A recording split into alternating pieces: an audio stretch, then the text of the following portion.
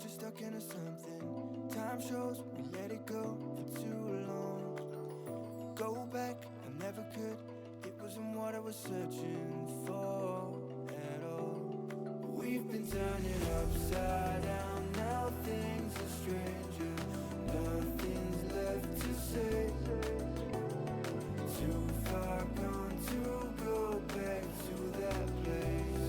And I don't wanna feel that way.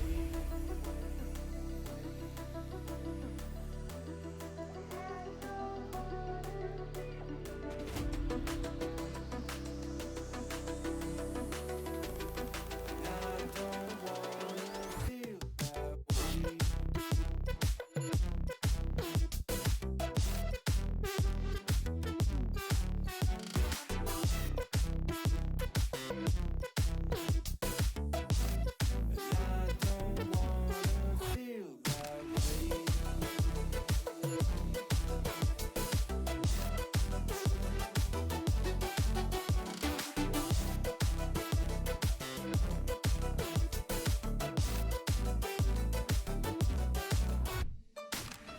Seems right, it never was. We were just stuck into something. Time shows we let it go for too long. Go back, I never could. It wasn't what I was searching for at all. We've been turning upside down. Now things are stranger. Nothing's left to say. Too far gone to go back to that place. And I don't wanna feel that way.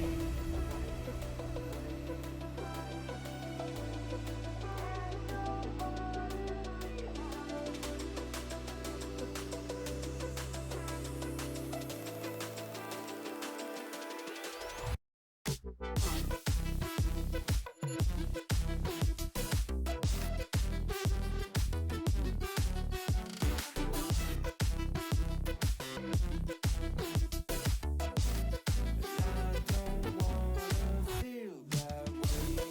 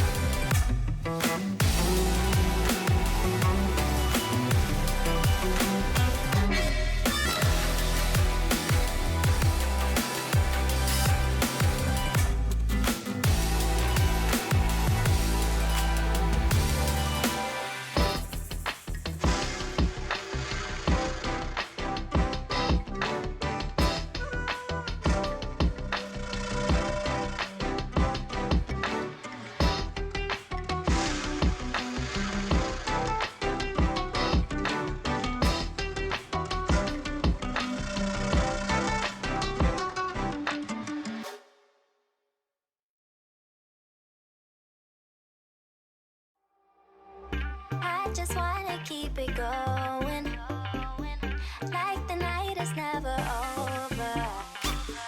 From tonight until the morning, I just wanna get to know you.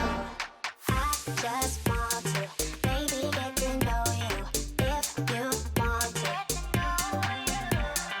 I just want to, baby, get to know you. I just want to, baby, get to know you.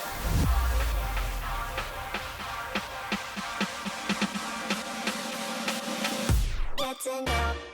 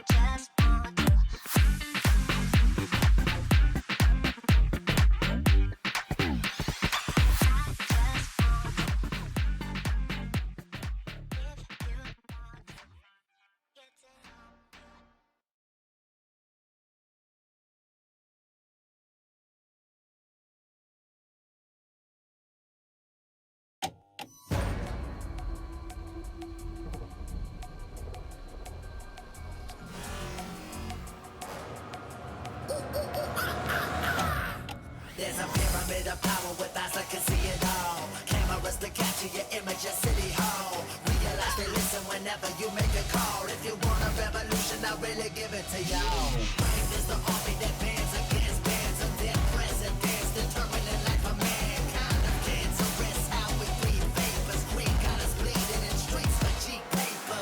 Assemble the masses, melt the plastic, compound, realign when the shit gets drastic. Lift the veil when the systems are masters. Just another pyramid scheme, a government racket. The power with the power with Charles Jurassic. Nation T-Rex with covert tactics. Rise from the ashes, take back the atlas.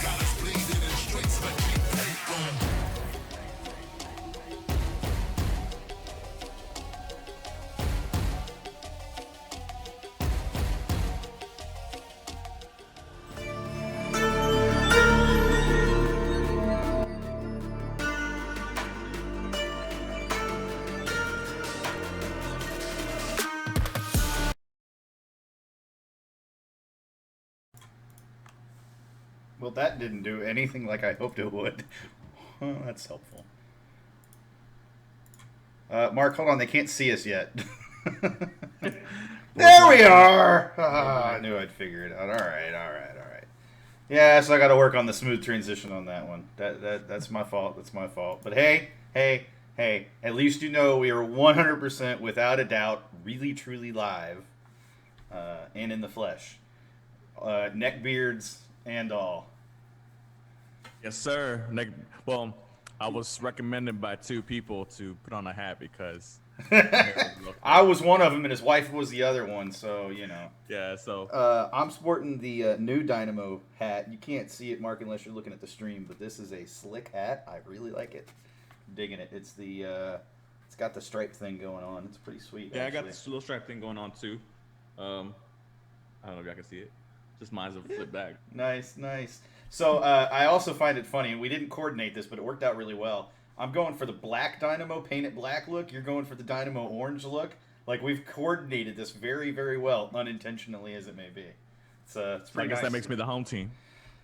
I'll be the away team, I guess. Oh, man, that's rough when you're a Dynamo fan. Oh, that is rough. Even Jorge had to say, wow, Mark the hair. Come on. Yeah, man. It's if anybody knows somebody out there that can cut some hair, that's not infected. That makes got house masked. calls during COVID-19. Yeah, I don't think that's gonna happen, bro. I think you just need to order a pair of clippers and trust your wife. No. Don't trust me. She's been bugging me the whole week and a half. I believe it. Let me cut your hair. Let me cut your hair. I can do it. Oh no. I married you. I committed to you, but that trust level that's only reserved for a few select people.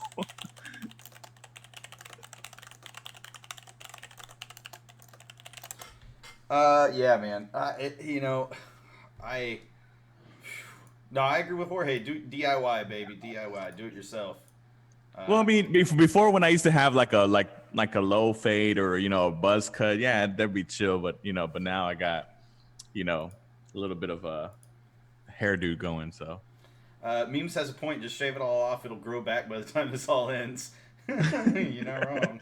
It's true. It's true. I mean, my hair is not any better, but at least it's not all over the place. But guys, it is. I really need to pull show notes up. It's really hard to wing it when you're not looking at show notes. Guys, obviously, right now is.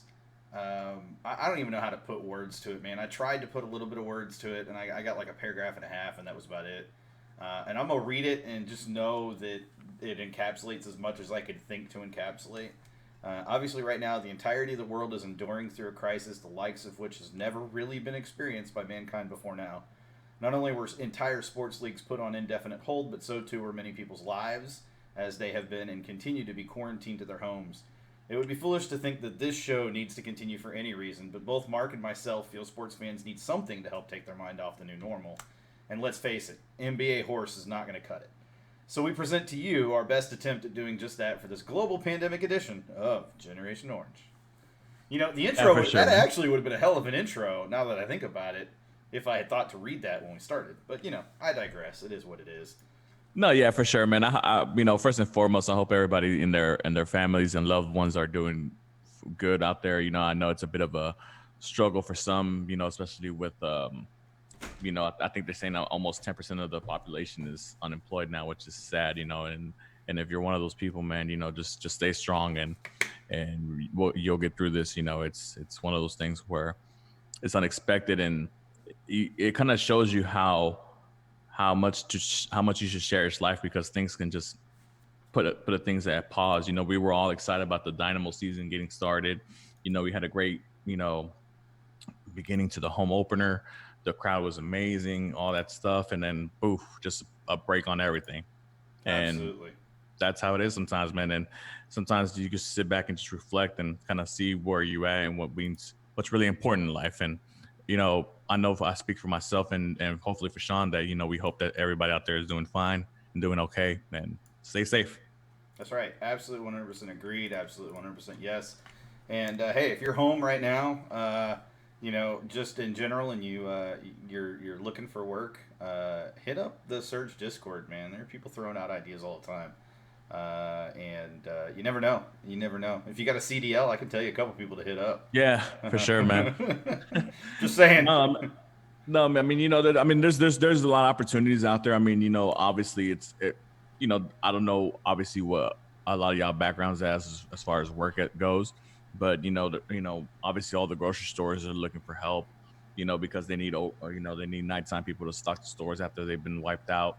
And they're paying pretty well. I mean, some of them are up to $15 an hour I've seen or whatever. So I mean, obviously I don't know y'all financial status or well being, but it's something better than nothing. And you're out there helping down the main lines and the front lines and all that stuff. So I mean, it's out there. You just gotta look. Absolutely, 100% yes. And I don't like you said, I don't pretend to know what everybody's experiencing or going Yeah. through. I've been blessed that I still have work, and my company lets me work from home anyways, and so this wasn't a huge hit for me. But all the same, I know that people are struggling right now, and if we could bring even a little bit of light to you during this time, and you're struggling, then hey, we're happy to provide whatever we can, however we can. We know we're small fries, but we're hopeful that you can at least enjoy the idiocy that exists between the two of us.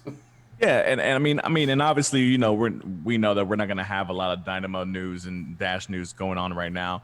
So I mean, if you're on the chat right now, you want to throw up a subject, whatever. Today's kind of a free for all. I would say, don't you think, Sean? Oh yeah, this isn't even just soccer either. If you got anything you want to talk about, keeping in mind, there are some subjects we probably won't broach, but Yeah. just about anything really is pretty open. Yeah, okay. I think it's one of the things that when me and Sean discussed about doing the show, just kind of being out there, just to try to I guess maybe bring a little bit of a light to hopefully y'all's situation, and hopefully give y'all something to just get distracted by for a couple of hours or two.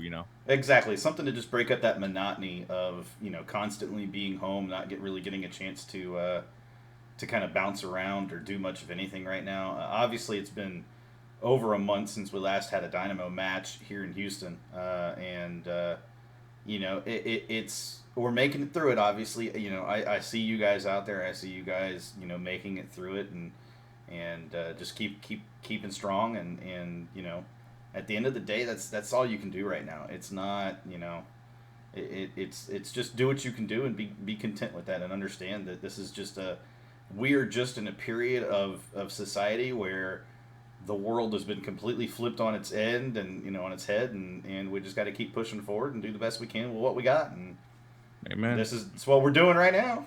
That's what we're doing. So let's keep moving, man. So Jorge brings something up. I'm gonna start with this actually because I saw this pop across my timeline earlier. The Athletic have sources throughout MLS, and they started reaching out to various teams to get comment related to workers that have been furloughed that are within the organization, whether they're stadium employees or front office staff or office staff. And the Dynamo elected to not comment. And I think it's interesting because if you look across the league, less than 50% of the teams actually commented anything. And most teams went with the no comment to, we're not going to provide comment. And that's pretty common. You got to remember, sports leagues typically don't, especially MLS has not released financial data or financial information around transactions or otherwise for all of their clubs. There's a feeling within MLS from an ownership perspective, at least it appears this way, that releasing that financial information or sharing that financial information can be utilized or can be used as leverage by the players union or players association. That's players union now. The players union when it comes time for the next CBA. It's kind of damned if you do, damned if you don't when it comes to that kind of situation, because have you seen this with other leagues? Obviously there's some teams in other leagues that are paying the salaries of the hourly workers and for a period of time. And I mean, you also got to look at this from a business standpoint. If there's no income coming in, there's no money coming in, it's kind of hard to keep paying somebody their full salary, especially when there's nothing coming in, no kind of money or money flow as well. And as a owner or a business, there's only so long that you can keep paying people without having them to do work or having any money coming into the business. And it's damn if you don't, because if if you don't say anything, everybody just assumes, oh, they're not paying their employees, and or whatever, or they let their employees go, whatever. So it's kind of a double-edged sword, when it comes to that topic, because obviously we're hoping that these teams and these owners and these investors are doing the right thing, and at least trying to help out their employees in some manner or way or fashion. But obviously it's easy for us to say, hey, keep paying them, man, you're billionaires, blah blah blah. But in the same time, it's one of those things where, yeah, the money starts getting lower and lower, lower, especially once you have x amount of employees, and then you're paying them x amount of salaries.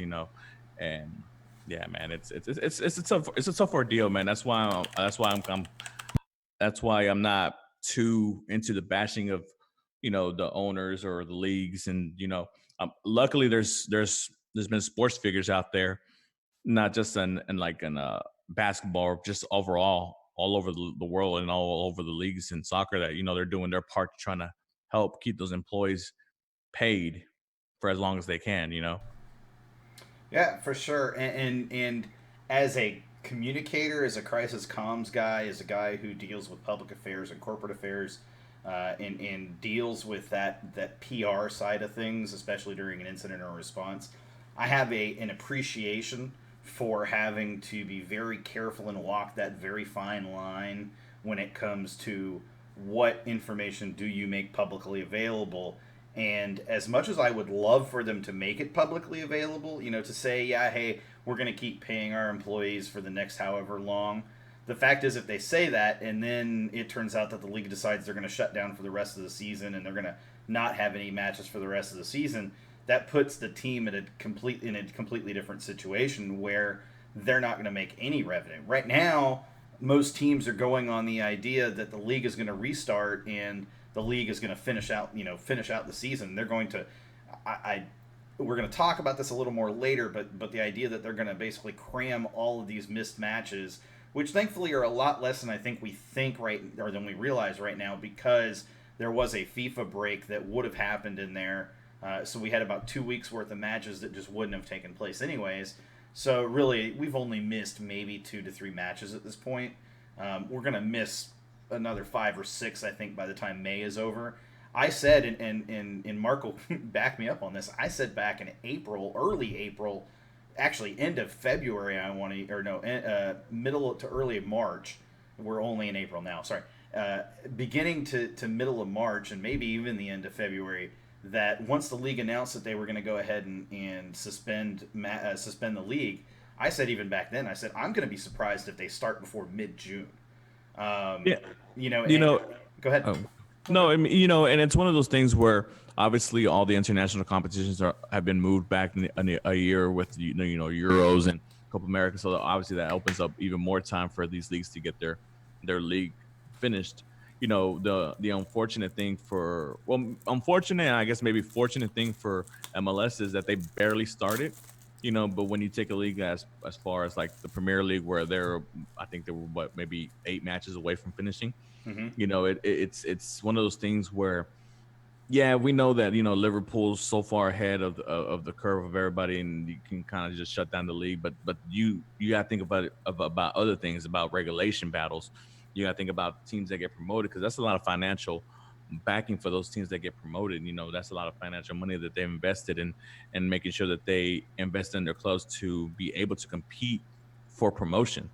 So I mean, not just that, but I'm going to piggyback on that. You got UEFA Champions League berths, playout spots that were, that are part of that. Your top 6 have Champions League, Europa League. They enter the Champions League, and then your 7th and 8th place end up in Europa League. I mean, there's just a lot of things that we don't think about when we talk about, we'll just end the season, it's okay when it comes to Premier League or European leagues in general. But there's a lot of, because of the way that soccer is structured, it's not like the NBA where they can go, okay, yeah, we'll just play playoffs when we get back, or we'll just call the season, and players will be fine with it, and life goes on. Yeah, there's no champion for this year, but it's a special year, right? Yeah. It's a totally different situation because they don't have those same level of year after year international competitions that these teams compete in. So it makes me kind of chuckle because you look at like the NBA or the NFL, and they have a set season, and that's all those players really play. They don't during an off season. Those players don't do anything else. They just rest up and recover and rehab. I think if soccer was that way, a lot of players wouldn't see the same injuries that they see during the season because they would actually give their bodies time to recover. And right now, that summer window, there's FIFA matches that usually happen in that summer window. So they maybe if they're lucky, like a month off. But when you're talking other sports leagues, we're talking 3, 4, 5 months. If you're NFL, you're half a year they basically have off. So it's just it's a completely different animal when it comes to soccer. And it's not as simple as, okay, we just restart from where we finished, because that throws off the timeline for everything else that comes after that. That messes up all of those international competitions. That actually, the humor behind all this is that the Olympics has had to be bumped to 2021. And so it's just everything is impacted. Again, it's not just one thing or another. Everything is impacted right now. Yeah, I mean, But as a supporter of a Cadiz CF, from which, for those who don't know, is a team in the second division of La Liga. They're on top of the table this year, and they've actually been knocking the door for promotion for the last couple of years. But this year they've been, far and beyond the best team in La Liga too. And me as a supporter of theirs, and knowing that what they've invested in that club for the season to finally get over the hump, and for them to tell them, hey, you know what, you're gonna have to stay in Liga 2 because of this. It's kind of hard as a supporter, and obviously I can only imagine as the owner and the players and the staff for that team, to know that they put their heart, blood, sweat, and tears into that season, and they're on the cusp of automatic promotion, and then for them to tell them no. I mean, obviously, this pandemic is something way bigger than soccer, than any sport around the world right now. But if we're turning it down a notch, we also got to understand, that these players and coaches and staff, they grind all year to make it to this point and to be in the situation they're in the position they're in, to be promoted or to garnish one of those European spots for Champions League or Europa League. And a lot of the clubs that you see in these tables for these leagues, it's a lot of clubs that are on the come up that don't normally secure these kind of spots. Do you see Sheffield United in the Premier League? They just got promoted this season, and now they're fighting for a Europa League spot, possibly even a Champions League spot, depending on what happens. Other leagues in the world as well. Just it's crazy, man. And like I said, it just shows what kind of hit this virus has done to the world overall, where it just caused everything to halt and stop. And yeah, we'll see what happens, man. There's a lot of plans thrown out there. I know with the MLS, people were talking about, well, why don't they just go to the FIFA calendar, whatever, blah blah. I mean, it's easier said than done. I think I was talking to somebody on Twitter. It's not only the weather. They're gonna say it's the weather that's the reason they don't go to the FIFA calendar, but there's the elephant in the room. You got to compete against the NFL during that time period, and MLS against the NFL, MLS is gonna get squashed. You know, and they know that. So, well, but it's not just the NFL though. That's also college football too. yes, I mean, but football overall. Yeah. This is the thing about the United States in soccer is that there's 3, 4, 5 other leagues that unfortunately are above MLS.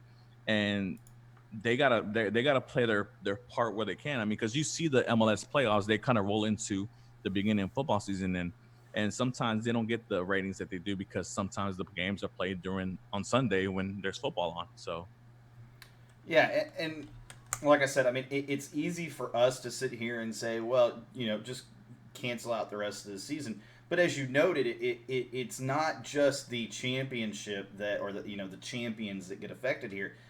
Those mid-table teams, that, like I'm going to use Tottenham as an example because obviously that hits close to home, but you've had Harry Kane who's been out injured, who was due back basically beginning of April, so he would be back right now. And they would be vying for a Champions League spot with Harry Kane. Without Harry Kane, no, they're not vying for a Champions League spot, as has been clearly shown and evident. But then also they would get back Heung-min Son, who obviously is a major loss for them as well. And so those injury timetables and things like that, those play into that whole, well, just cancel it and go to next season, start next season, and let that be the deciding factor. It just, there's just this kind of roundabout thing where it's also just, there's this very weird, like, things don't just end, and if they do, that's probably the best case scenario than ultimately them trying to finish out the season. Because here's the problem: if they try to finish out the season and they start moving dates and they start shifting things around, and you start, especially if you start putting teams into a situation where, let's say you have a team that has to play 3 matches in 7 days, it's not unusual, not that far out there, but now you're tacking on an additional 2 or 3 matches over that next 7 days. That's not healthy for the players. That's not safe for the players. And so how far do you extend that season? I mean, the season's due to end at the beginning of May, and here we are at the beginning of April, and we've basically lost a month and a half worth of Premier League matches. And the only reason they did that, Memes, is because he wasn't scheduled to do that. They went ahead and bumped it up because they knew that they could go ahead and get it done while COVID had shut down the league, to clarify why they did that. And that makes total sense. That's smart for them to do that when it comes to I'm sorry, Sean, and it's crazy because I mean, like, you got a handful of leagues out there that still kept playing. Like the Turkish league is the biggest league that stayed playing the longest as possible. I know there's still a league in, I think, Belarus or something like that. Yep, the Belarusian league. Yeah. And but imagine the Turkish league. I mean, the Turkish league is one of the bigger European leagues in the country. Maybe not as big, obviously, as the Big Five, but I mean, it's right there. They get teams that make Champions League. They go Europa League. That are historical teams. Fenerbahce, Bestek, and all those clubs over there. And they kept playing. I mean, I think they barely stopped the season like a week or 2 ago, if I'm not mistaken. Which is kind of crazy, because, obviously they had different, their ruling body or whatever had a different outlook on the COVID-19 pandemic or whatever, but they kept going. I mean, I didn't really hear no uproar from any of the players. I mean, I know a couple of players. One in particular, what's the guy's name? He used to play for Chelsea. He terminated his contract and left because he didn't want to play in risk, which it's totally understandable. You can't really knock the guy for worrying about his health and because it's not just about him. It's about the people who you come in contact with, and if you have kids or elderly people, at that time, it was being told that, those are the greatly affected people in the world, the elderly and the newborns. And maybe he had a newborn son or child or daughter he didn't want to come into contact with, and you got to do what's best for your family. But yeah, it's crazy to see how these governing bodies and these presidents and these commissioners of these leagues are going about, and the different strategies that they're going about, and different routes that they're going about as far as when to stop the season and then when to possibly restart it, if they're going to restart it.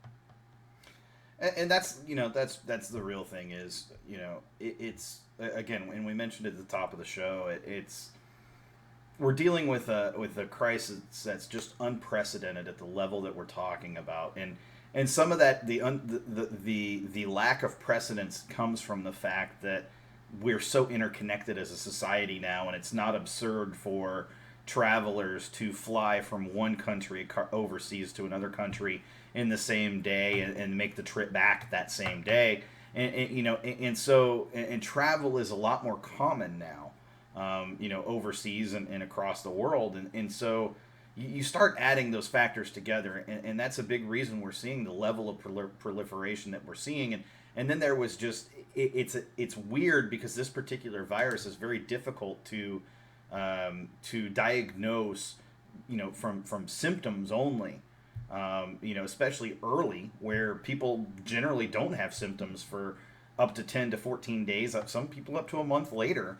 And, how do you combat that? How do you regulate around that? You don't. I mean, there's just nothing you can do. So, from a crisis standpoint, from the league standpoint, yeah, I mean, you just kind of go on with business as normal as best as you can. But once they start, once the government starts stepping in and saying no more gatherings over 10 or no more gatherings over 50 people, you can't play matches anymore.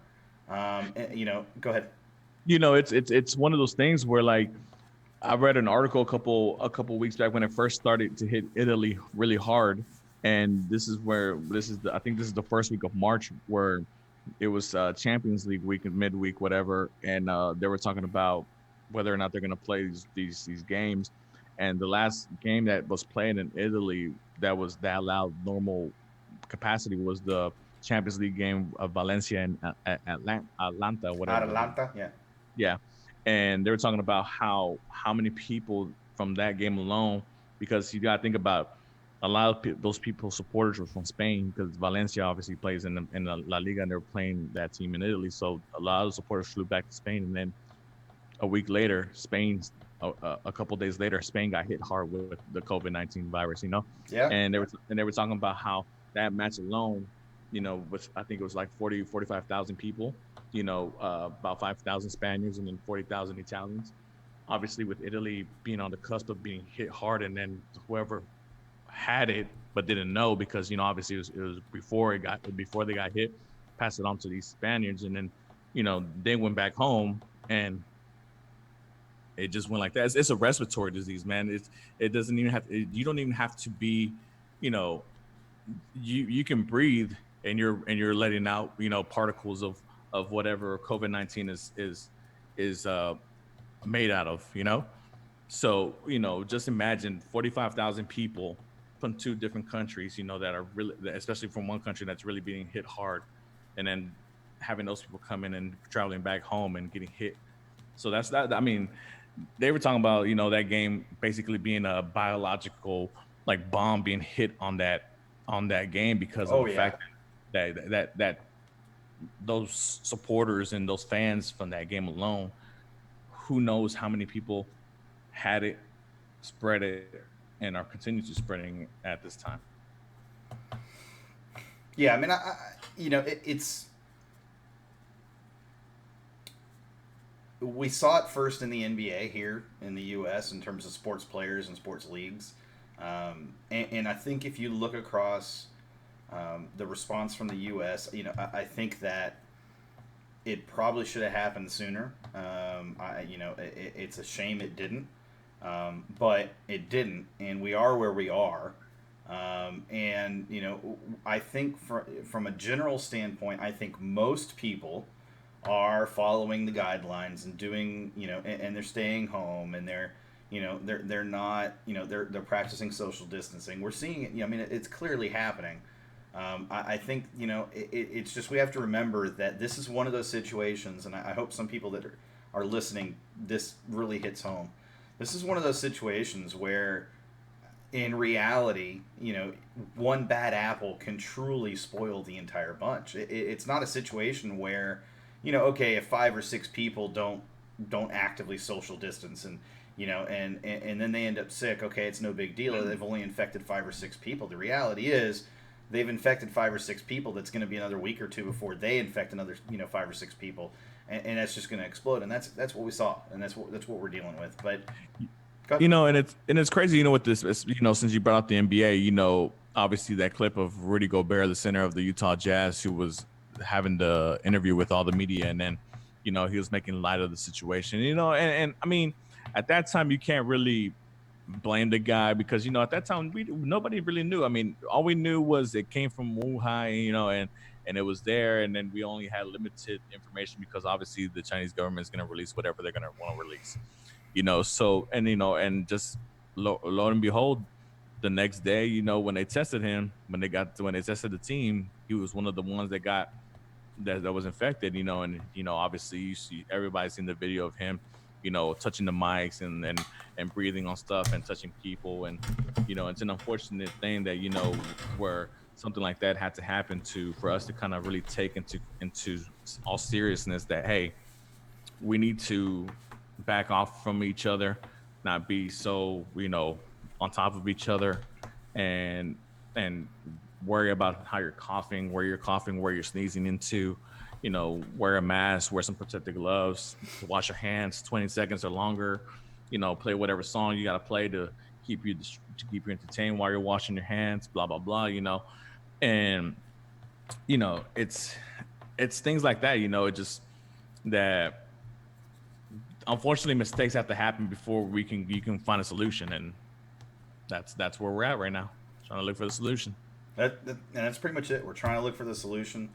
Right now the solution really, it's not an easy one. It's not a comfortable one, but it's stay home, only go out for absolutely essential, errands that you have to go for, and if you can social distance. If you can't social distance, and put on some kind of mask, man.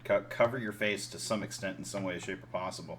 There's a lot of talk out there, or people that are saying, well, if you're not wearing the proper mask, it's not going to matter. I disagree completely. Something is better than nothing. That's not to say it's going to 100% protect you, but every percentage that you're giving yourself is another percentage point that you're giving yourself a chance that you're not going to get it, which is better than not having anything at all. So, That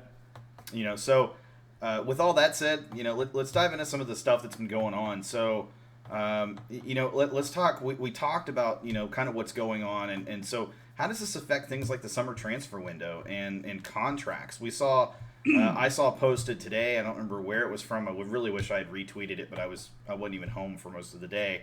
But FIFA has said that they're going to extend their transfer window rules to extend the transfer window, and they're gonna expect players to extend their contracts until seasons officially end, whenever that may be. It's just those kinds of things are interesting to me, right? Because we were just talking 2 weeks before our last show about how Albert Leese is poised to go to Europe. I have to wonder, Mark. Now here's a real question for you. I have to wonder how game is he to go to Europe now? Well, it's one of those things where, like, excuse me. It's one of those things where, yeah. It's one of those things where, unfortunately for Albert, I mean, he hasn't even played the 2 games that he, was scheduled to play. He was nicked up in preseason, and who knows? I mean, obviously the teams that are out to go after him, they already know what kind of player he is. They've already scouted him. They've already done their research, so if they're wanting to buy, they're gonna go after him, obviously. But it does make it interesting for clubs, like especially for MLS.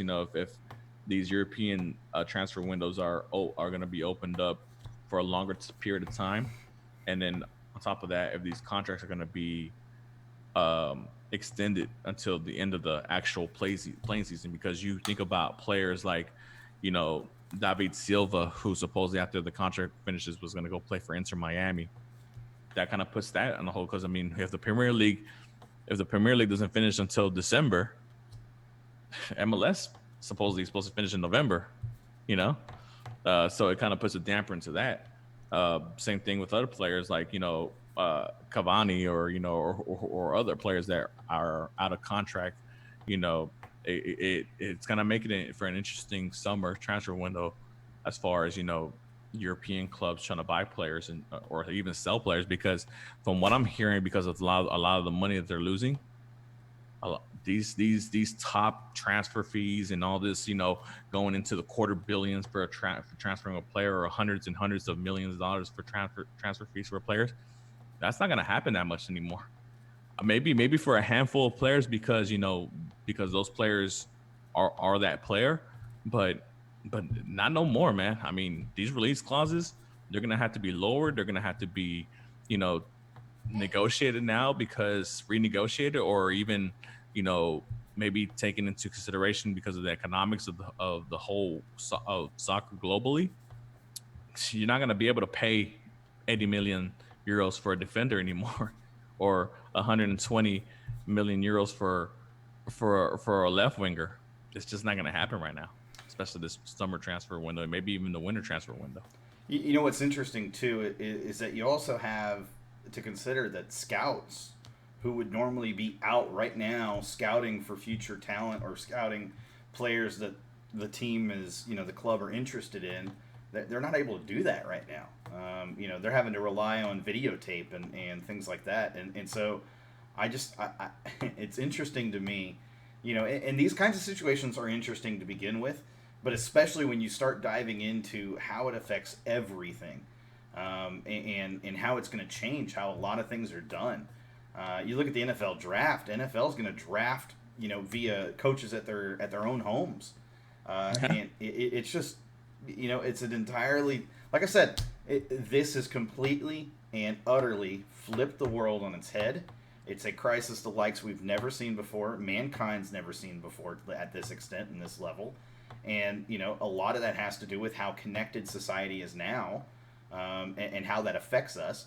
But on the flip side, as a society, we also have the benefit right now, at least most of us do. I realize not everybody has this luxury and this, but we're able to continue doing, covering soccer and sports and continue the show because it's just internet based, and internet is, internet, while it is a luxury for many people, it is something we both have the fortunate luck to be able, if you will, or fortunate situation to be able to afford it right now. The funny thing is, like, the NFL draft is going to look like my fantasy football draft. That's the funny thing. I mean, if we're looking for humor, in this obviously dire situation, and it's going to be a crazy thing to see, all these video conferencings and all these video chats, to make a pick. And yeah.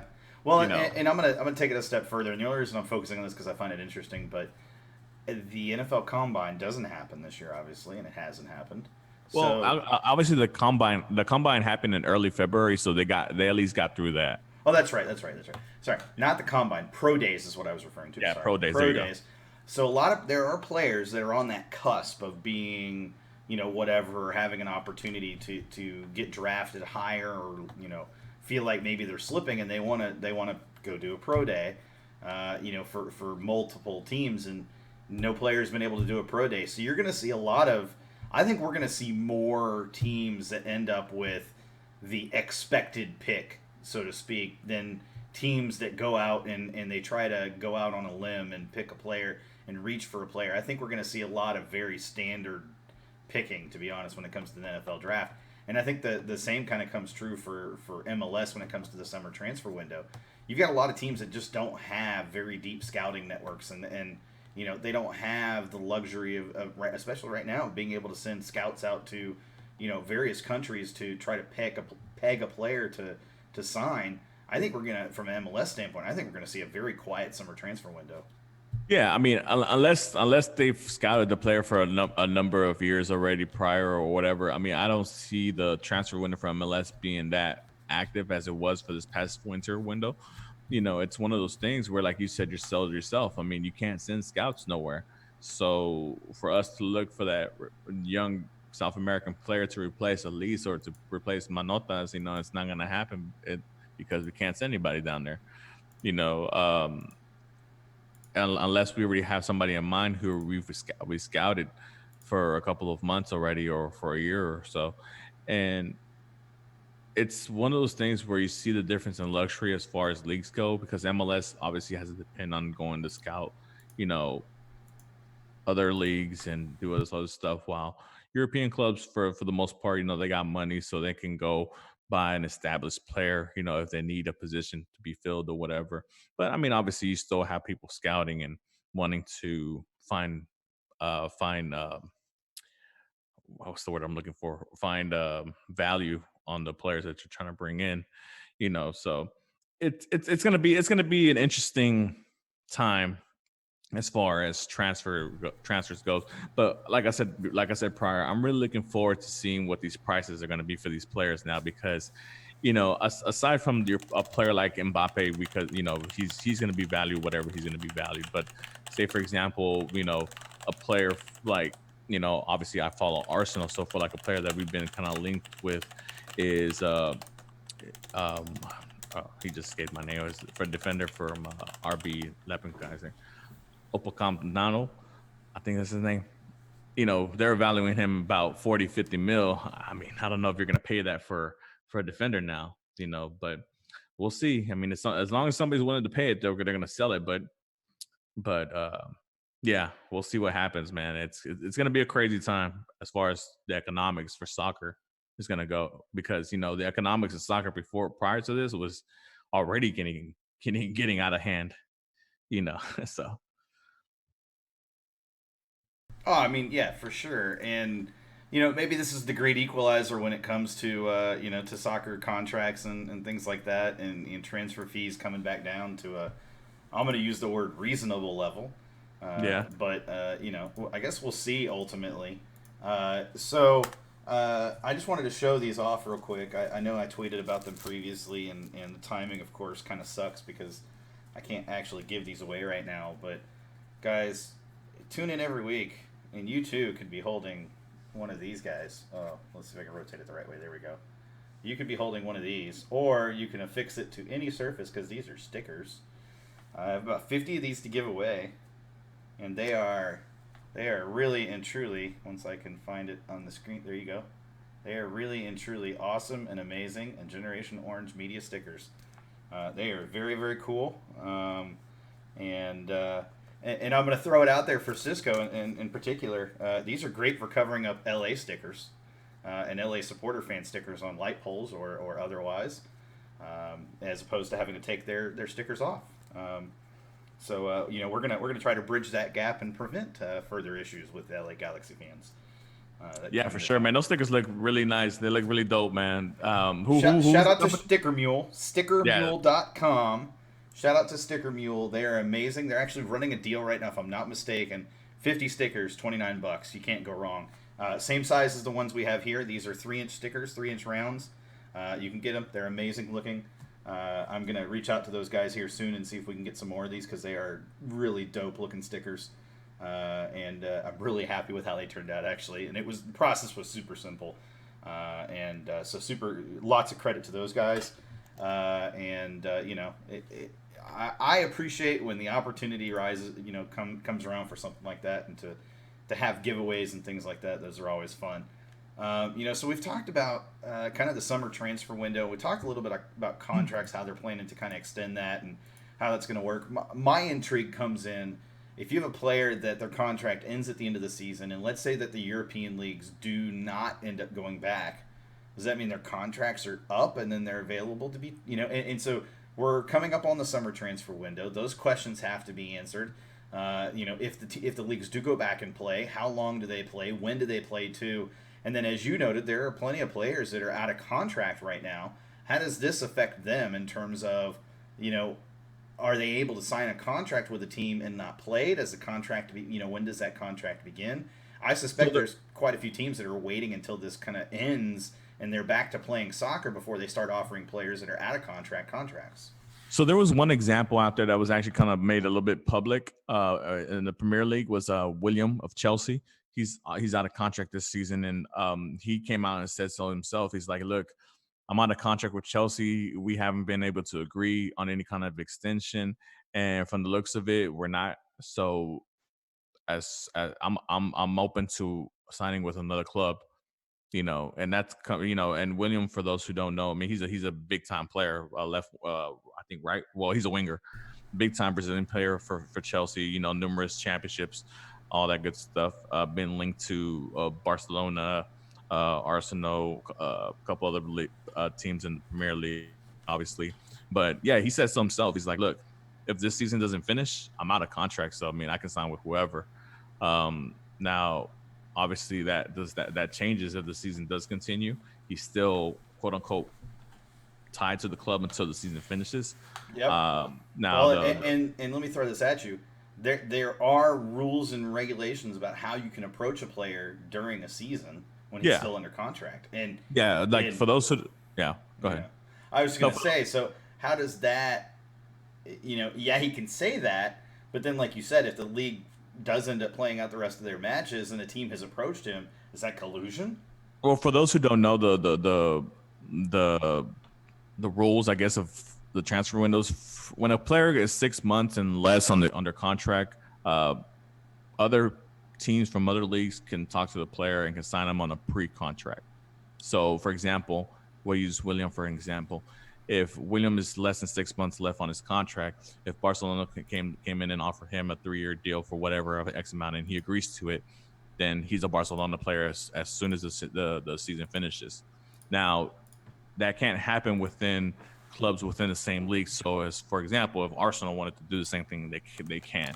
They have to wait till the season to finish before they can make contact with the player as far as wages and years and all that stuff goes about. So there are different rules to depending on the league, but the most frequent, the most established rule is that if you're in the same league, you can't contact the player until after their contract is officially over. But if you're another club from another league, you can contact the player and their agent 6 months or less within their contract being over, and sign them on a pre-contract agreement. And for those who play FIFA, you understand the terminology I'm using as far as pre-contract agreement goes. If you play FIFA and you're on manager mode or whatever, or even football manager or whatever, so you understand what I'm saying. So, but yeah, that's one of the things that other clubs will have an advantage as far as signing players that are out of contract, like William or like we said before with David Silva or Cavani or players of that nature. But on the pro side of it, it also gives the club that there's still more time to try to negotiate and try to pan out a deal or an extension as well. So I mean, there's a pro and con to it. Oh yeah, for sure. No, and that's some of it is too. If I'm a club right now and I've got the available funds, and there's a player that normally would maybe go for that 80 million, like you said, now's my chance to know that I could probably get that player for closer to 40 to 50 million or lower. Yeah, because they're hurting for funds. Exactly. This is the time if you're a shrewd manager or a shrewd director to start finding those deals that you normally wouldn't be able to get for a player. It pains me to say this, but a perfect example of this is going to be Harry Kane, whose contract is up at the end of the season as well. That's going to be a player that's going to be sought after by a number of clubs. I mean, he is clearly one of the best strikers, and if not the best, yeah. Not just in Premier League, but worldwide. Yeah. He is a talented striker, and so he's going to be highly sought after, and you don't know what teams are going to be able to afford to pay him. But this is a player that probably went from garnering a $100+ million a transfer fee to he's going to be lucky to probably garner a 70-80 million fee at this point. Which for Spurs is frustrating because they had the opportunity to sell him for 100 million, 110, 120 last season. At the beginning of the season to other clubs. And like last numbers I heard for Harry Kane was almost 150 to Real Madrid. So you think about a club like Real Madrid who can withstand something like this economically better than other clubs, obviously, because Real Madrid is one of the biggest clubs in the world and they get money from every spot of the world, coming in because of their merch and their marketing. But yeah, you think about like Tottenham, obviously they're not the biggest spenders. They're one of the top clubs in the Premier League, but they're never known for spending outlandishly or keeping their players, their big name players, obviously like examples like Luka Modric and Gareth Bale and others as well. But I mean, Modric is what, 35, 34 right now? I don't know if you spend that kind of money on him. No. I know, but when Real came and bought Luka Modric. Oh yeah. For absurd amounts of money. Yeah. But what I'm saying is like, so for example, the last numbers I heard was like 150 mil for Harry Kane, which is not prior to COVID-19 for arguably the best striker in the world. Yeah, you pay that. You're gonna pay that. But now, like Sean said, I mean, he might be maybe on the cusp of just 100 mil, maybe 90, depending on how Tottenham's financial status is looking or how because you got to think about it, they just built that new stadium. So, I mean, they had money already invested in the new stadium. They hadn't spent any money the previous transfer windows. Yeah, they aside did. from, Yeah, they well, I did. mean, not this one, but the prior two. So I mean, they're kind, they're a little cash strapped. They're not, they got money, but they don't got Real Madrid money. You know, and very few clubs, if any, have Real Madrid money. So it's one of those things where like these big clubs can come in and poach, obviously smaller clubs because they're going to be in dire need of finances Yeah. and money coming in. So that player that you thought, oh man, I can get Barcelona or Real Madrid or Manchester United to buy for 80 mil, you might just get 50, 45 or 50. And again, that changes. It's a global economy when it comes to transfer fees, and so when your big clubs are suffering, they're going to spend less money, which means that the smaller clubs that they buy from are going to have less money to spend, which means the smaller clubs that they buy from have less money to spend. It's a trickle down effect. It's interesting. And it's gonna, and the other interesting thing about it, from maybe a perspective we're not looking at, is as far as the agents go, because like a lot of these agents, they move their players because that's when they get money. Oh yeah, and they'll So encourage their players to make a move earlier in their career to yeah, make the additional money, even if and so sometimes even if it's not in the best interest of the player.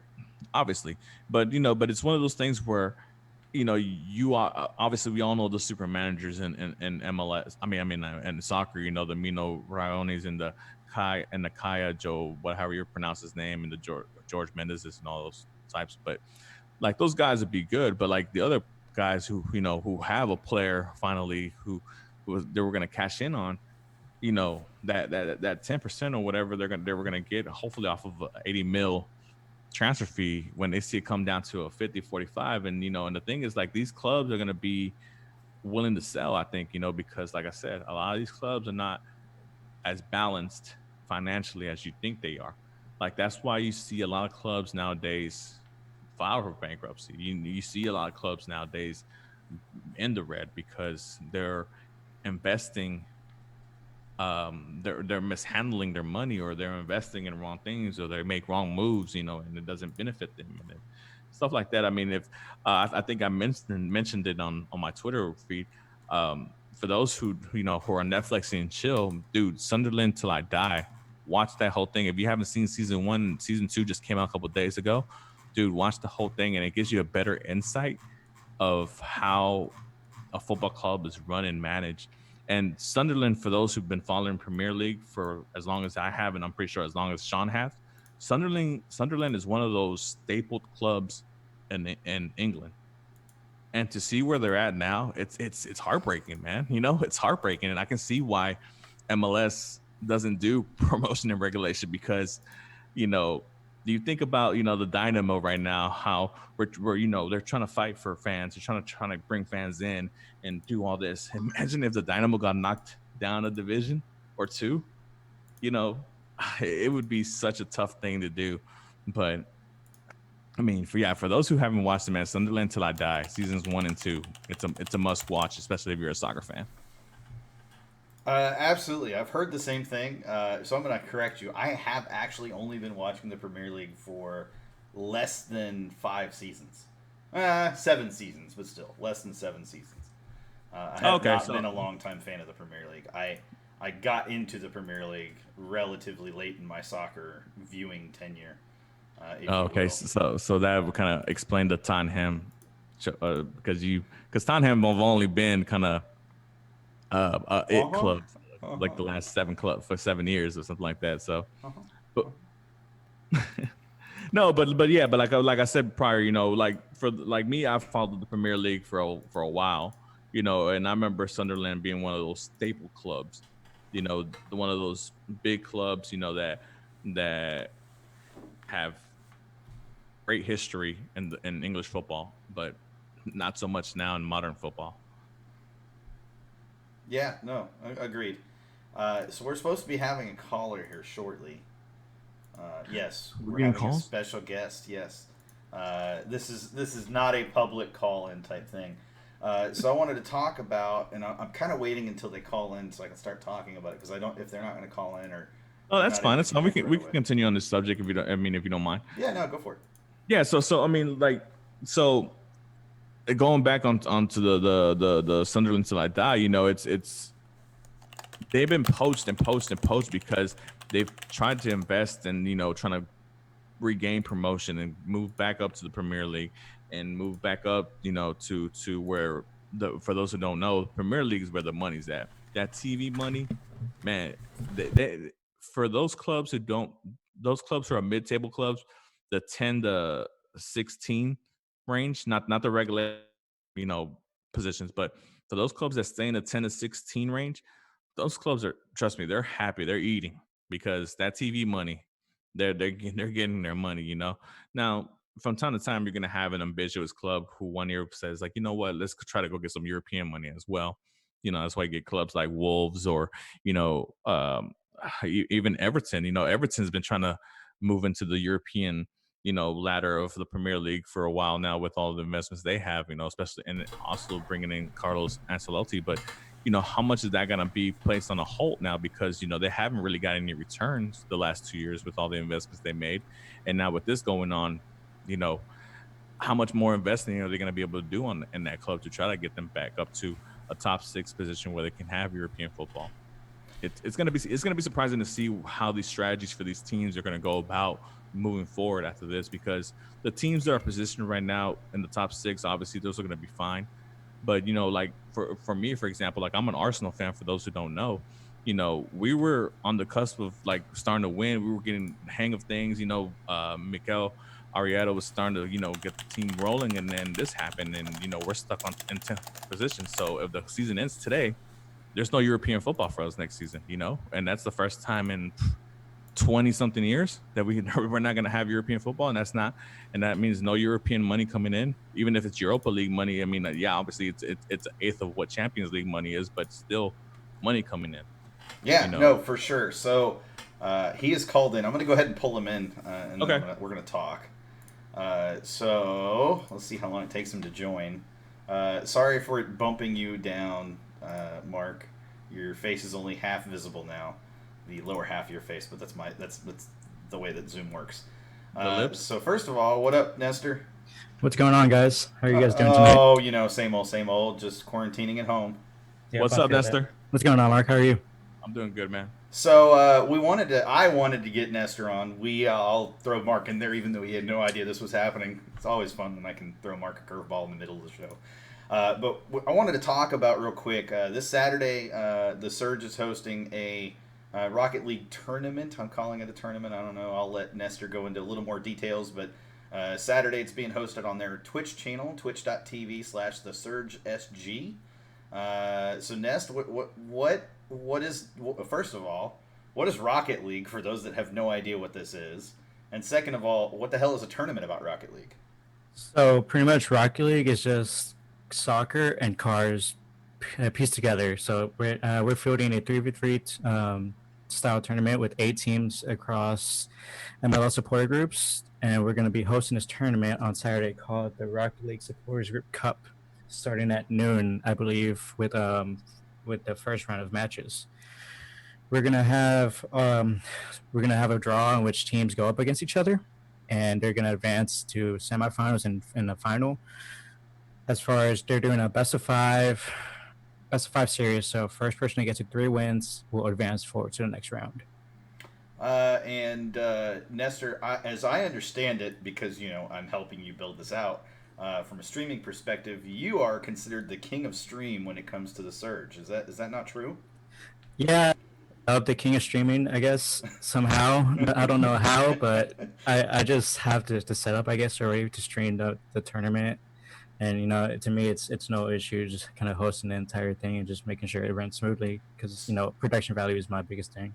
Absolutely. That's familiar to Sean with this. Yeah, that's what I'm saying, man. No. That's absolutely what I'm saying. So I'm going to throw it out there as well. I'm going to be commentating on Saturday for the matches on Saturday, which means like a whole day's worth really of commentating, which would be great. I'm going to be filling this water bottle up repeatedly. You guys better be aware of that. I may bring up the whole freaking water jug and just keep it up here, but I also wanted to get Nestor on so that he could share out his Twitch channel. What is your Twitch channel, Nestor? My Twitch channel is twitch.tv/leonest25. Go ahead. And what can they find on your Twitch channel? What do you My stream? I stream anything from FPS games to Rocket League to just whatever I feel like honestly playing. There's really no certain theme or content that goes on. Honestly, my Twitch channel started just because I wanted to stream what I play with friends and find new people to play with and interact with. And I'm going to throw it out there that Nestor and myself participated a couple of weekends ago in a Surge hosted, air quotes, Surge hosted matchup. I won't even call it a cup match. It was a matchup against Dark Clouds, Minnesota, one of the Minnesota United supporters groups. And Nestor, I'm not afraid to say this, but we got it handed to us. To put it politely, we got it handed to us, but we felt a little better when our best team, which was not us, went out there and basically performed as bad, if not worse, than we did overall.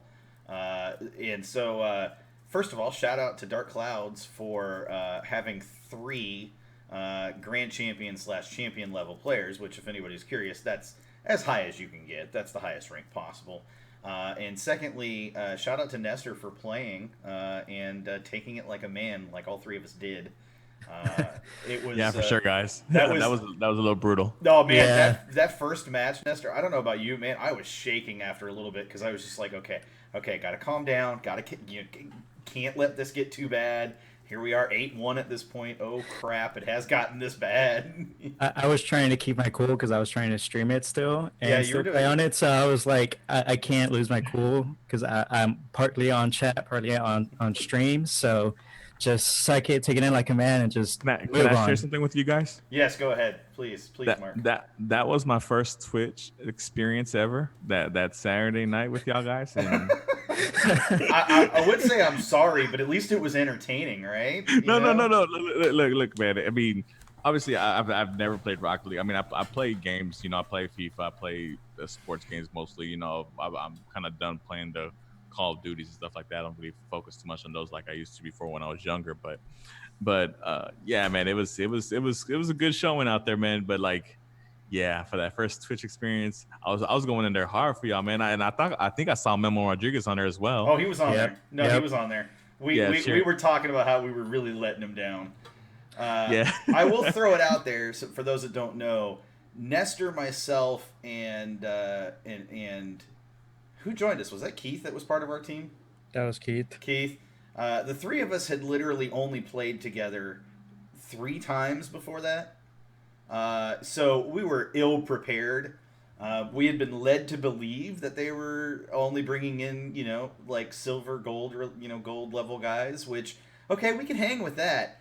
Grand Champions, though, that's basically eSport Pro level. Like, we were absolutely murdered. I mean, there's no doubt about it. And we knew as soon as that match started, it was, oh crap, what have we gotten ourselves into? I think we actually said that in our little team chat repeatedly, like, oh man, this is not good. Holy crap, these guys are really good.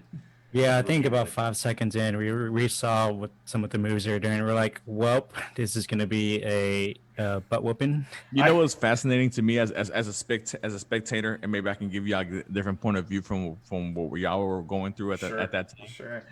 But it just like, dude, I was wondering in my mind, I was like, why are their cars going so much faster and flying so much higher and hitting the ball so much further? Like I like I said, this is the first time I've ever seen Rocket League. I didn't know anything about it prior to them to y'all posting it on y'all Twitter's feeds and all that stuff, and it dawned on me. I'm like, dude, like what's going on here? Like, is this the first time y'all playing? Like, honestly, that's how the way I felt, man.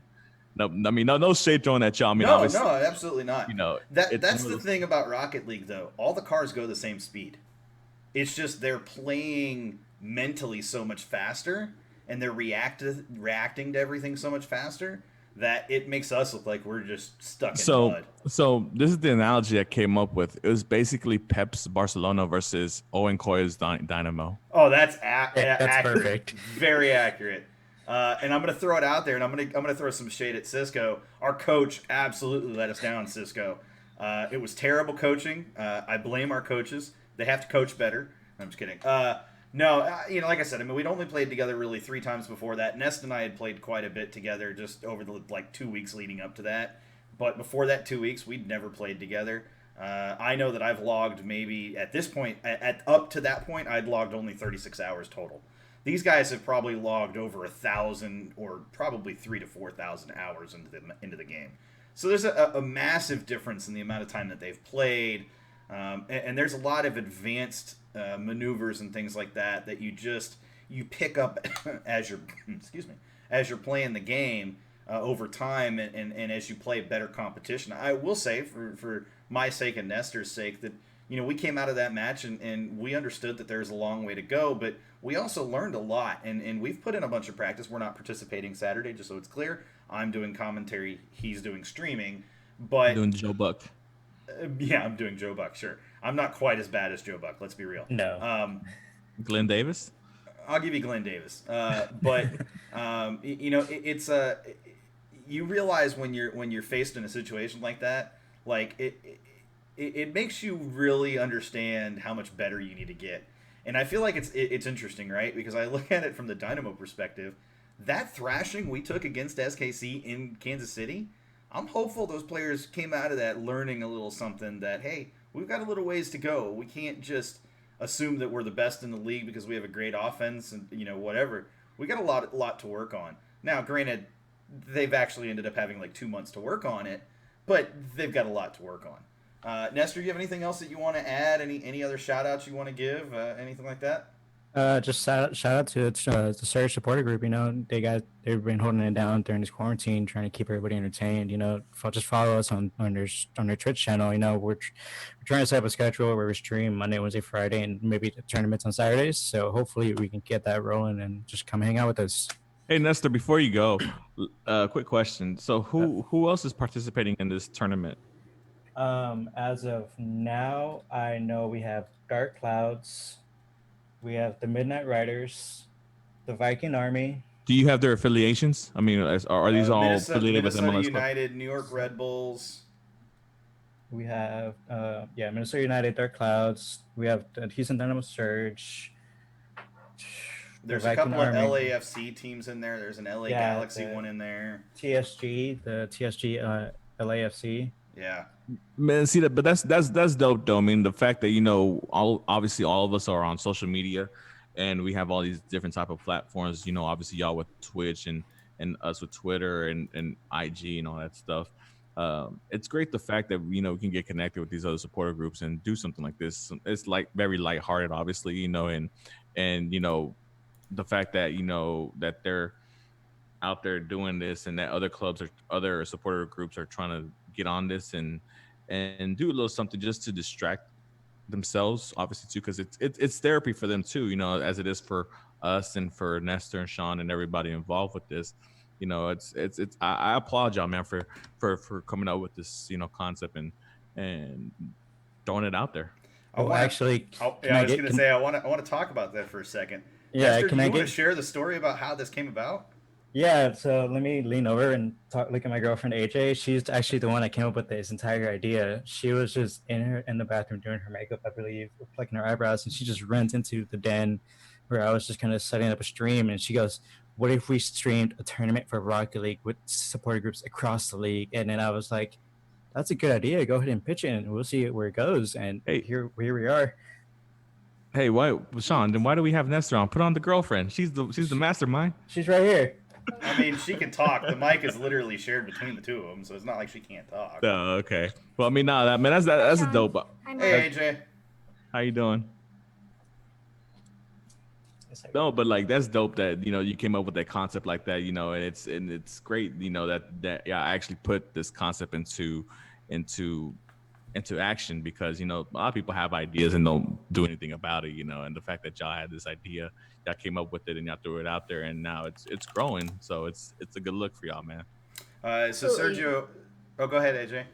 I was just gonna say, because as a supporter of football culture, like I really want to promote football culture in America, because I get so jealous when I see other teams in other countries and even in the MLS who have such a vibrant culture and just join in, they have chants and all that, and or just even just loving the game more, because it's not as popular in America as it is in other countries. And so I want to do whatever it takes to promote a love of football, and that something that can unite all the teams rather than just us cordoning off behind our little teams and saying no, we're better, because at the end of the day it's football, and that's what's important. Yeah, it's a whole family thing. I mean, I understand what you're saying, AJ, and man, that's no better. It could have been said much better.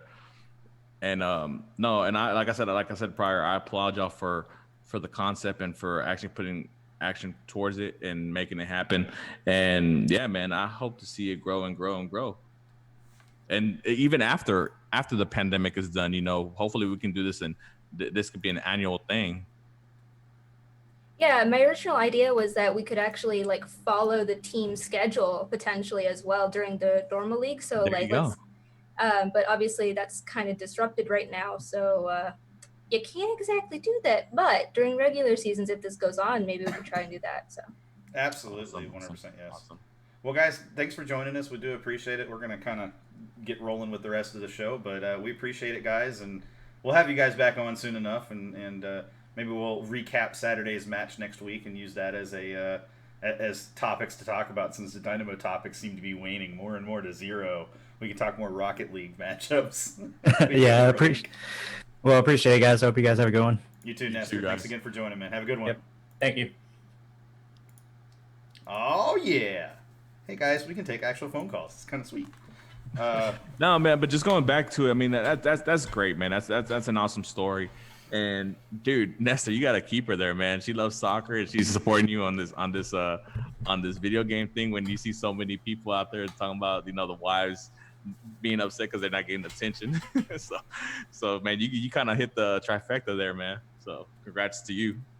I was also going to throw out there, Sergio said in chat, so RGV Stampede are playing in the, not this Saturday, but in the other, actually, no, I think that is this Saturday, in the tournament this Saturday. So RGV Stampede, RGV are going to play. Tigers LAFC are going to play. Viking Army, Red Bulls, Cauldron from SKC are going to play. So that's 4 teams, plus the Surge is 5. And I know they're working on at least 2 or 3 others as well. So, shout out. And the other thing I want to say too, and this is kind of, if you've been looking for a supporters group that does things differently and really listens to members and what, their ideas and what they want to do, you can't go wrong with the Surge. And look, yes, I'm a Surge member, but no, I'm not promoting it because of that. I'm promoting it because there's actually a different feeling. And it's a feeling of inclusivity, of positivity. It's an opportunity to have your voice heard as a Dynamo fan in a positive way.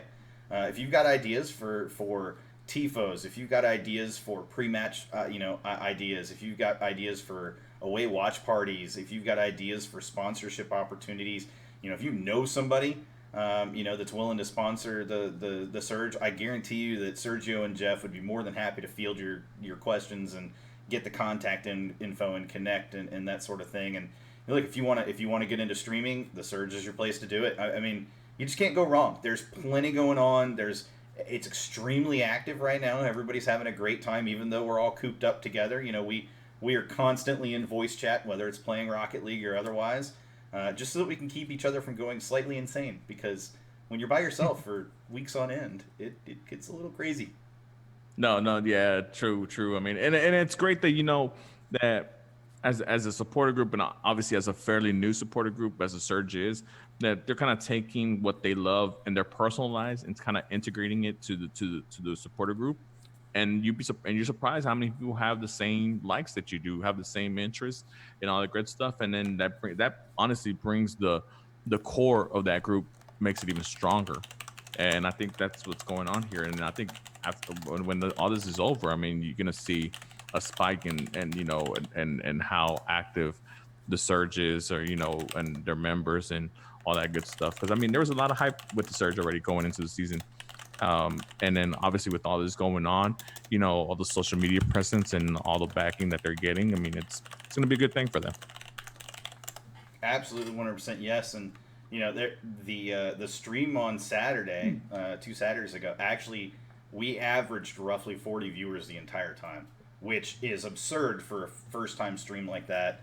And so this Saturday's tournament competition is gonna have even more viewers, because you're gonna get viewers not just from Minnesota and Houston, but Minnesota, Houston, RGV, New York, and LA, and SKC. I mean, it's almost kind of daunting now, a little nerve-wracking, realizing I get to commentate all that crap, but hey, I'm willing to do it, and it's a lot of fun. It was a lot of fun to commentate, even if there were a little bit of frustrations at times.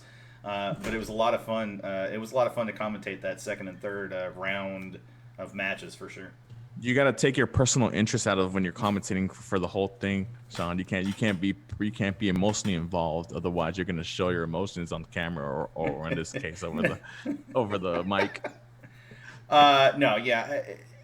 Saturday was a special circumstance where I was a little frustrated over certain things that had taken place prior to that. And I try not to let that come out, but it definitely came out on the air. And no, it came out. It came out. Oh, no, it came out. I'm well aware.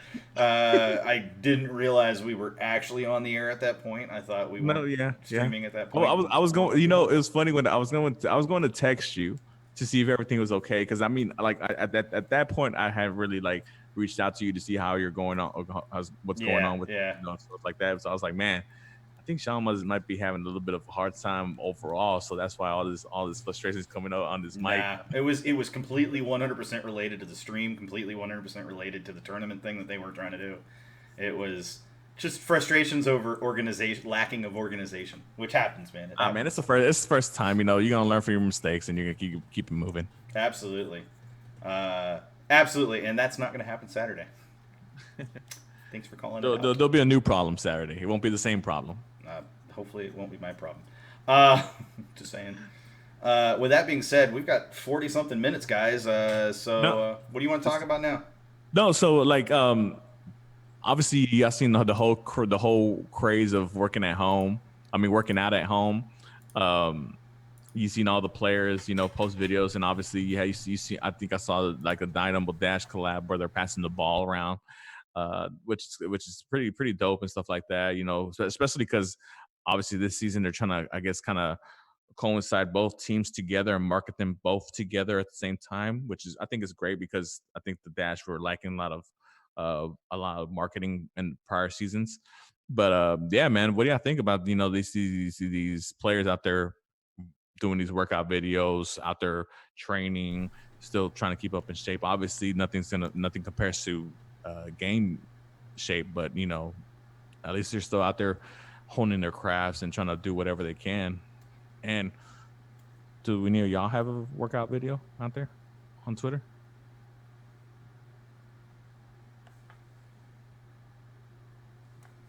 Not that definitely ain't me, yo. Just saying.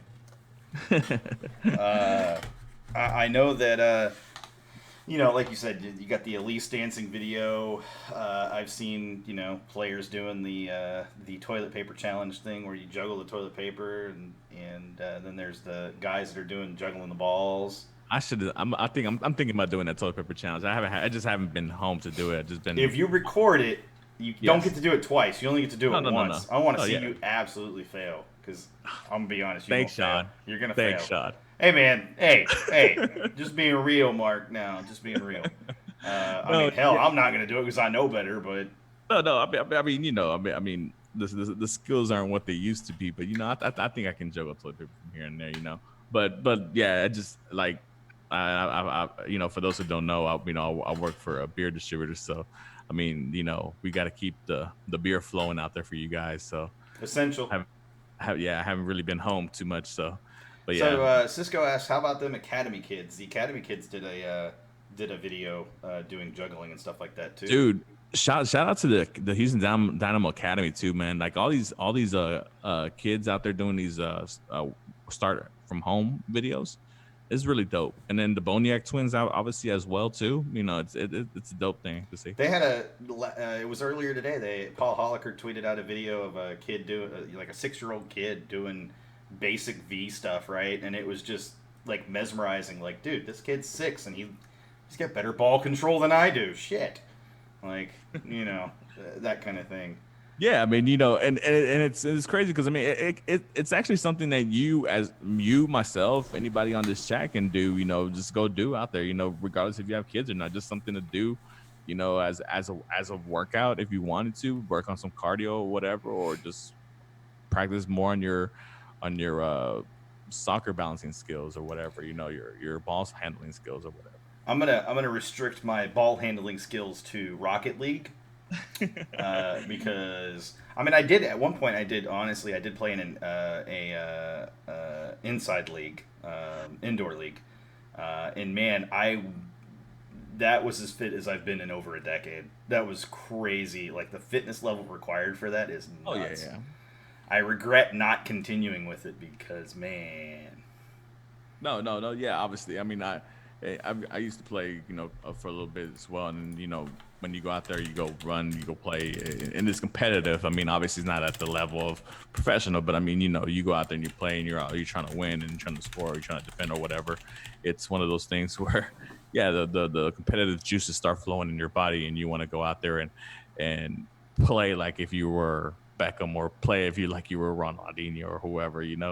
So, and then on but turf, if you're not used to running and stopping uh, on turf, stopping is the hard part. Like you can yeah. get going, but man, you are not stopping without falling on your face. So the first couple of times you do it, you just got to kind of adjust yourself to the turf and the speed of the turf. But yeah, that was the most fun I've had soccer wise in a while. I Than saw that y'all did that. that soccer golf thing, man. I'm gonna have to get on Foot that. golf, dude, that's legit. That is Yeah, so much fun. I'm gonna have to do that with y'all next time when after all this is over. That looked like a lot of fun. We'll be back out there at some point.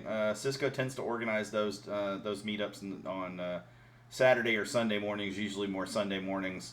And when we do those, we'll have to GoPro it and try and see if we can figure out a way to record it so that we can stream it later. Well, damn, Cisco, I appreciate the invite last time.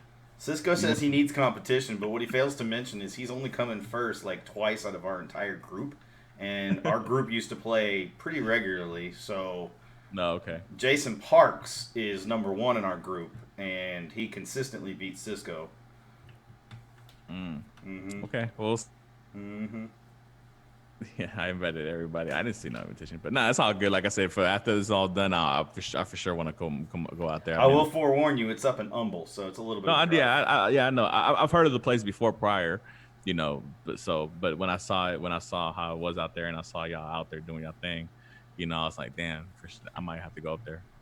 I will say it's smart if you can find somebody that lives near your neck of the woods that's going. Carpooling for that, much better than driving by yourself that distance.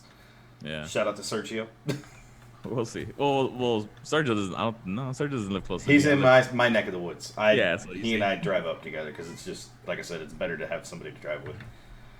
So anybody out there living in the Richmond, Sugarland, Rosenberg area, southwest side of town, holla at me. He'll even pick you up on the way from if you live in Bel Air. That's on his way. Yep. I don't remember. Let's not go there on that one. I wasn't far from it. But it was a blast. It was an absolute blast. And credit to AJ. She came out and she was kicking ass, man. She was taking names. Hey. Nestor says I was tied for last. Yeah, I think he and Ryan tied for last, if I'm not mistaken. I think that's how that worked out. That's cool, man. That's cool. So let me ask you this, Mark. So we've talked about the player workouts and the various workouts and the soccer starts at home stuff. Players. I've seen players that are training individually and at home. They're using their various stuff. How long do you think it's going to take them to get back to match fitness and match speed? Because again, they talk about it during the preseason how that takes a little bit to get up to speed to hit the match speed. Yeah, it's obviously gonna have to be a short, quote unquote, another preseason for them, because you can't give them the full month or 4 to 6 weeks that you give them for preseason, because it's gonna take too long to try to get everything revved up. Now what I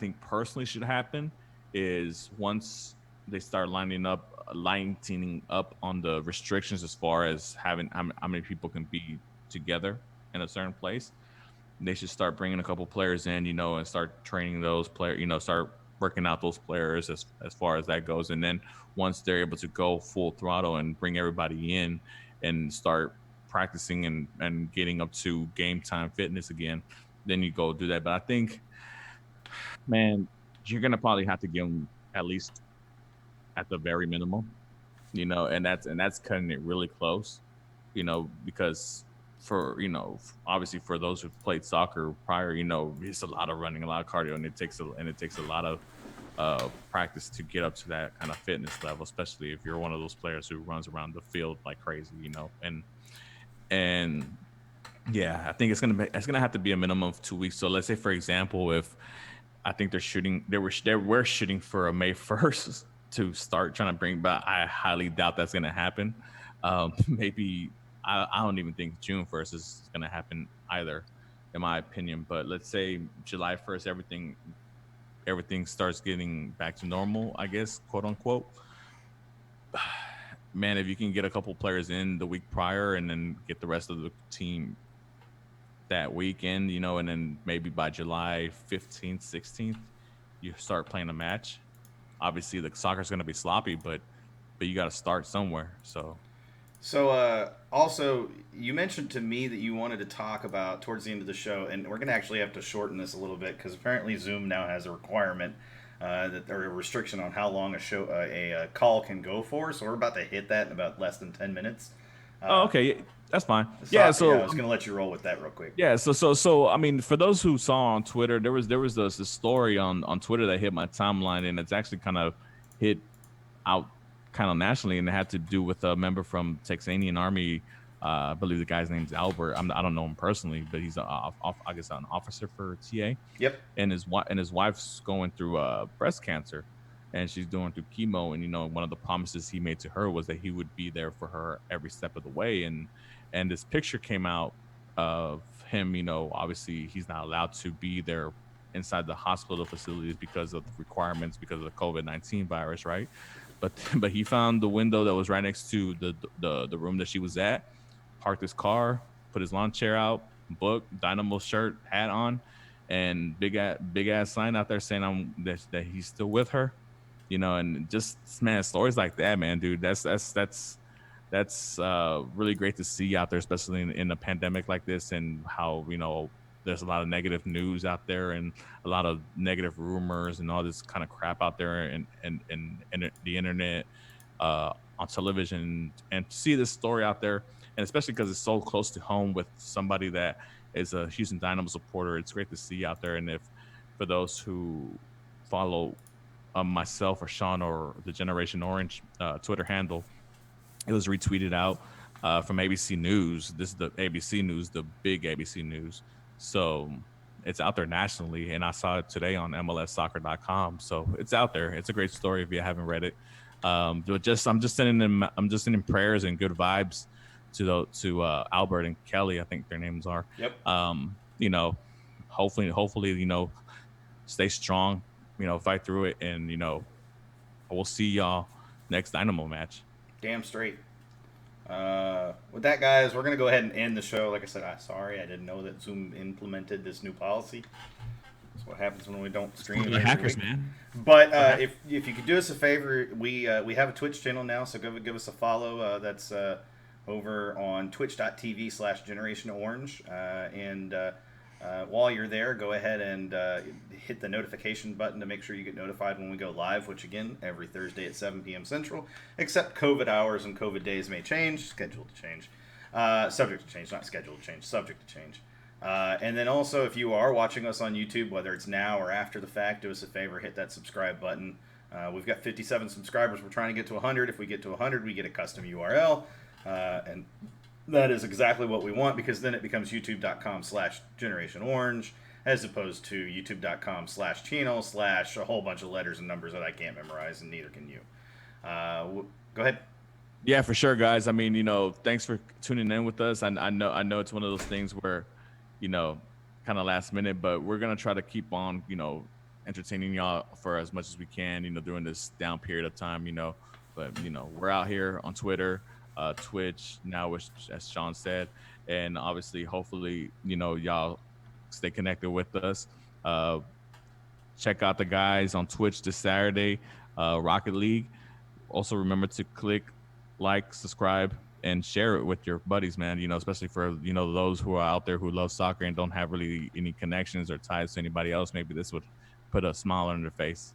And But stay safe out there, guys. Yeah, I was gonna say, and in addition to that, if you are a fan of Rocket League failures, you'll want to. No, I'm just kidding. You'll want to tune in Saturday. No, if you're a fan of Rocket League at all, you'll want to tune in Saturday. Again, there's some pretty good teams going and playing, and so it's gonna be interesting. I'm obviously rooting for the Surge and hopeful that the work that has been put in by the team is gonna show and gonna be worth it. And I guess we'll see come Saturday. And again, he said Saturday at noon, so that's noon Saturday. See you guys there. Twitch.tv/TheSurgeSG is where we will be. And again, guys, as always, hold it down. Never been a better time for that particular slogan, motto, whatever you want to call it. Hashtag hold it down for sure. Guys, thanks for joining us. And until next week, talk to y'all later. Once I find the outro, there it is.